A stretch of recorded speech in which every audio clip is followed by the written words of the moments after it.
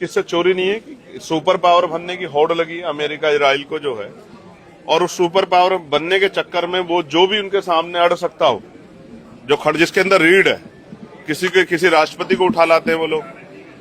और उन्होंने जिस तरह ईरान के साथ किया, ये तो किससे छिपा हुआ नहीं है कि ईरान उनके सामने झुक नहीं रहा था। जिस तरह से उनके जो सीनियर नेता थे उनके घर पे बम गिरा के उन्होंने उनकी हत्या कर दी है।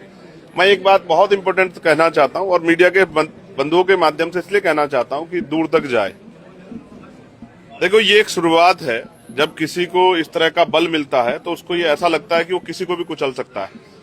ट्रंप ने जिस तरह से हमारे प्राइम मिनिस्टर के बारे में भी बार बार कहा कि हम उनका कैरियर खत्म कर देंगे, टैरिफ लेकर ही रहेंगे, मैं ये बात कहना चाहता हूं, ये भारत है, हमारी सरकार से वैचारिक विरोध है, उनकी नीतियों का विरोध है।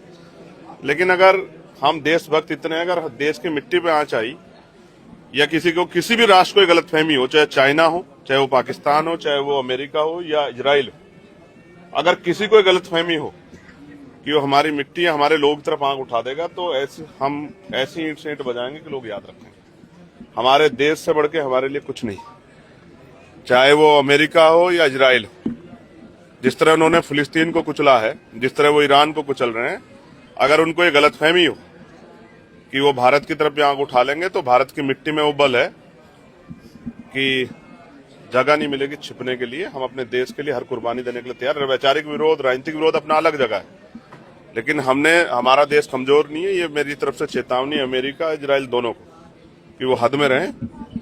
ये जो आंखें उन्होंने दिखाई हैं, क्यों दिखाई हैं, ये सबको सब जानते हैं।